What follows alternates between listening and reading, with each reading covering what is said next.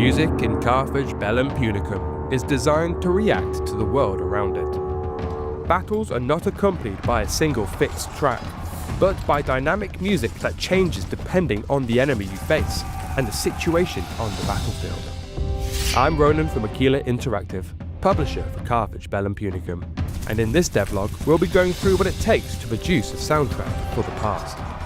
Music in Carthage Bellum Punicum is not just background ambience, it constantly adapts to what is happening in the game, helping every battle and campaign feel unique.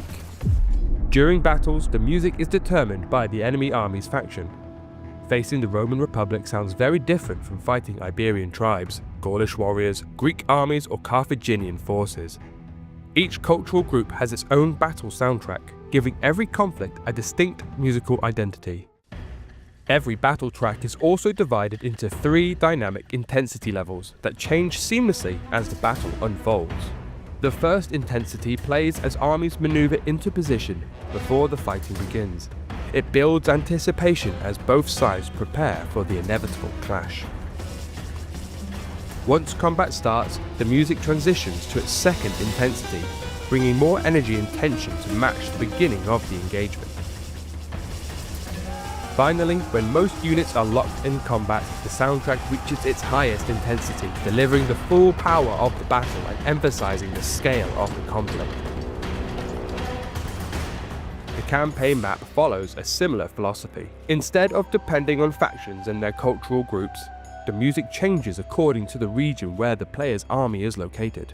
Exploring Iberia brings Iberian-inspired music, marching through Gaul introduces Celtic themes, Italy features Roman music, while North Africa is accompanied by Carthaginian-inspired compositions.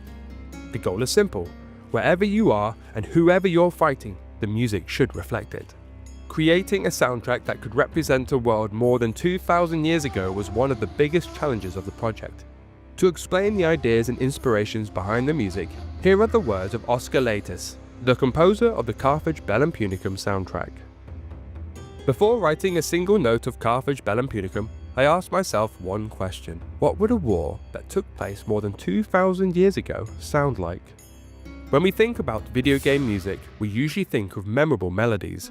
But to me, music has a much more important mission: to make you forget, if only for a few minutes, that you're sitting in front of a screen.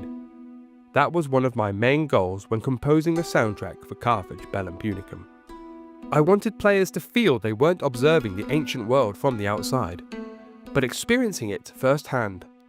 That as soon as the campaign begins, they stop being just a player and become a strategist, a general leading their people. That they feel the responsibility of protecting their civilization, conquering new lands, and writing a story that could have happened more than 2,000 years ago. The challenge was even greater because Carthage Bellum Punicum features a variety of civilizations, each with a very distinct personality. To achieve that level of immersion, the music had to convey the feeling of marching alongside an Iberian army, managing the resources gained after conquering a Greek city, or preparing for a long siege. Each civilization and each culture needed its own sonic identity. To achieve this, I built the soundtrack on 2 very different pillars. The first is the orchestra and percussion, whose role is to represent war. Low registers, dissonance, brass, and percussion created tension while conveying danger, uncertainty, and the feeling that every battle has consequences. At the same time, the orchestra speaks a musical language that feels familiar to modern players. It acts as a bridge between the present and the past, allowing me to combine a cinematic aesthetic with historical instruments to create music that immerses the player without distracting them from the game.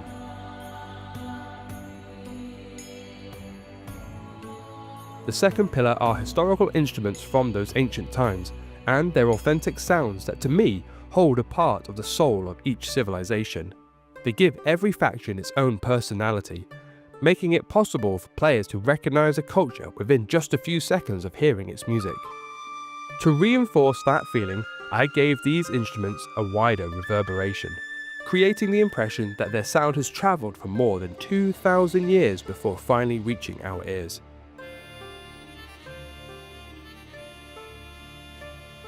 To bring each civilization to life, I used a selection of instruments inspired by its historical identity. For the Iberians, Aulus, a Middle Eastern style lute. For the Greeks and Carthaginians, kithera, kamenchi, and other instruments from the Mediterranean tradition. For the Gauls, Irish flute, tin whistles, and bouzouki, aiming for a wider, more tribal sound. And for the Romans, the powerful cornu, accompanied by male voices and percussion that evoke the discipline and strength of the Roman legions. I didn't try to reconstruct with absolute accuracy what the music of antiquity actually sounded like. Historians, archaeologists, and outstanding documentaries already do that. What I truly wanted was to capture an emotion. What would it have felt like to hear an army on the march, celebrate a victory, or lay siege to a city more than 2,000 years ago?